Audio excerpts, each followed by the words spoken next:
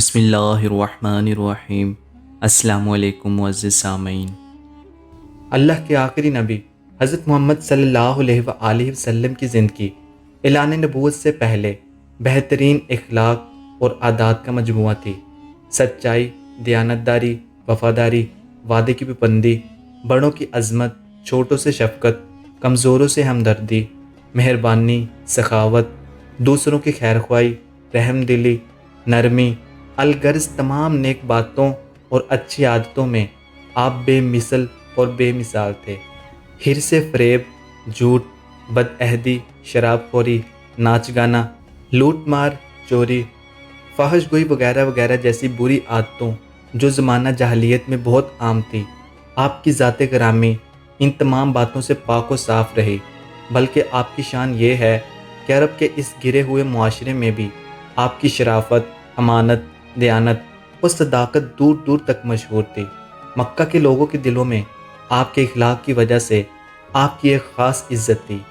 آپ کی عمر مبارک تقریباً 40 سال کی ہو گئی، لیکن جاہلیت کے تمام بےہودہ مشرکانہ اور جاہلانہ کاموں سے آپ کا دامن پاک رہا۔ شہر مکہ جہاں بت پرستی ایسی عام تھی کہ خود خانہ کعبہ میں 360 بت موجود تھے جن کی پوجا ہوتی تھی، آپ نے کبھی ان بتوں کے آگے سر نہیں جھکایا۔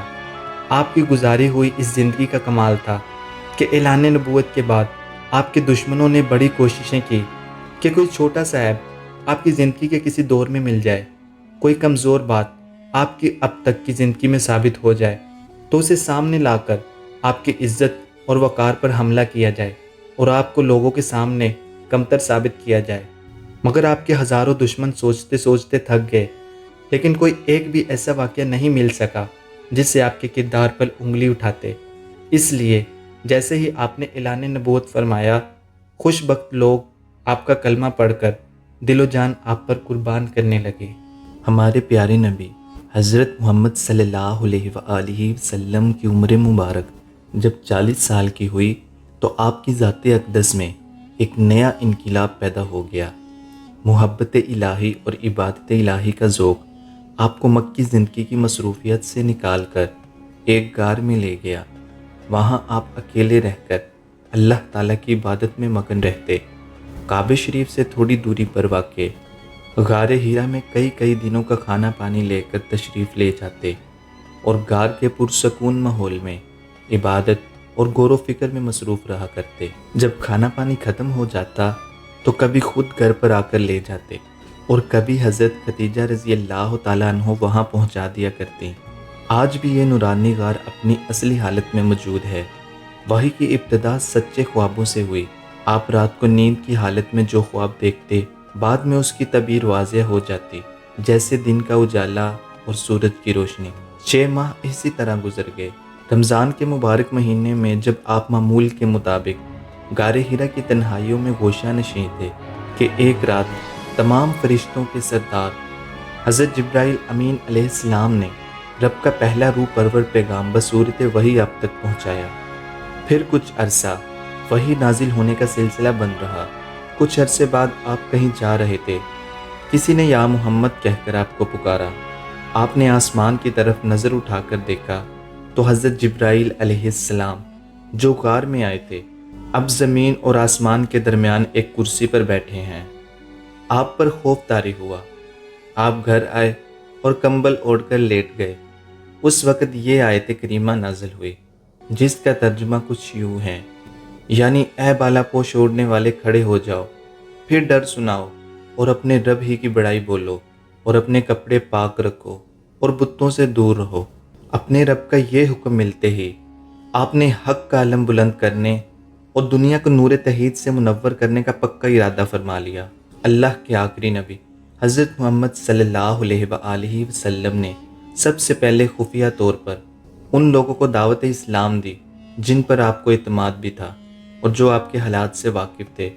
ان حالات میں عورتوں میں سب سے پہلے حضرت خدیجہ رضی اللہ تعالیٰ عنہ، آزاد مردوں میں حضرت ابوبکر صدیق رضی اللہ تعالیٰ عنہ، لڑکوں میں حضرت علی بن ابی طالب رضی اللہ تعالیٰ عنہ، آزاد کردہ غلاموں میں حضرت زید بن حارثہ رضی اللہ تعالیٰ عنہ اور غلاموں میں حضرت بلال رضی اللہ تعالیٰ عنہ نے ایمان قبول کیا۔ تبلیغ اسلام کا یہ سلسلہ خفیہ طریقے سے جاری رہا۔ جس طرح پیاسا میٹھے اور ٹھنڈے پانی کی طرف لپکتا ہے، ایسے ہی خوش نصیب روحیں دیوانہ وار اس دعوت کو قبول کرنے کے لیے لپکتیں۔ 3 سال کے اس عرصے میں مسلمانوں کی ایک جماعت تیار ہو گئی۔ اس دوران آپ دار ارقم میں بھی رہے اور وہاں مسلمانوں کی تربیت فرمائی۔ 3 سال بعد یہ آیت کریمہ نازل ہوئی، جس کا ترجمہ کچھ یوں ہے: اے محبوب، اپنے قریب تر رشتہ داروں کو ڈراؤ، جس میں حکم دیا گیا کہ آپ اپنے قریبی خاندان والوں کو بھی دعوت اسلام دیں۔ آپ نے ایک دن صفا پہاڑی کی چوٹی پر چڑھ کر قریش والوں کو بلایا۔ قبیلہ قریش کے تمام لوگ جمع ہو گئے تو اللہ کے آخری نبی حضرت محمد صلی اللہ علیہ وآلہ وسلم نے فرمایا: اے میری قوم، اگر میں تم لوگوں سے یہ کہہ دوں کہ اس پہاڑی کے پیچھے ایک لشکر چھپا ہوا ہے جو تم پر حملہ کرنے والا ہے، تو کیا تم میری بات کا یقین کر لو گے؟ تو سب نے ایک زبان ہو کر کہا: ہاں، ہم آپ کی بات کا یقین کر لیں گے، کیونکہ ہم نے آپ کو ہمیشہ سچا اور امین ہی پایا ہے۔ آپ نے فرمایا: تو پھر میں یہ کہتا ہوں کہ میں تم لوگوں کو عذاب الہی سے ڈرا رہا ہوں۔ اگر تم ایمان نہ لاؤ گے تو تم پر اللہ کا عذاب آئے گا۔ یہ سن کر تمام قریش ناراض ہو کر چلے گئے۔ ان میں آپ کا چچا ابو لہب بھی تھا۔ وہ آپ کی شان میں بد زبانی کرنے لگا۔ آپ نے تو اس گستاخی کا کوئی جواب نہ دیا، لیکن آپ کے رب نے اس کی مذمت میں قرآن پاک میں ایک مکمل صورت نازل فرمائی۔ اعلان نبوت کے 4 سال بعد یہ آیت کریمہ نازل ہوئی، جس کا ترجمہ کچھ یوں ہے: تو اعلانیہ کہہ دو جس بات کا تمہیں حکم ہے، اور مشرکوں سے منہ پھیر لو، جس میں اللہ پاک نے حکم فرمایا کہ خلم خلا سب کو دین کی تبلیغ فرمائیے۔ اس کے بعد رسول اللہ صلی اللہ علیہ وآلہ وسلم اعلانیہ طور پر دین اسلام کی تبلیغ فرمانے لگے اور شرک اور بت پرستی کی کھلم کھلا برائی بیان فرمانے لگے۔ ایسے ماحول میں تمام قریش بلکہ پورا عرب آپ کی مخالفت کرنے لگا۔ دوستو، اگر آپ کو ہماری ویڈیو اچھی لگے تو ویڈیو کو لائک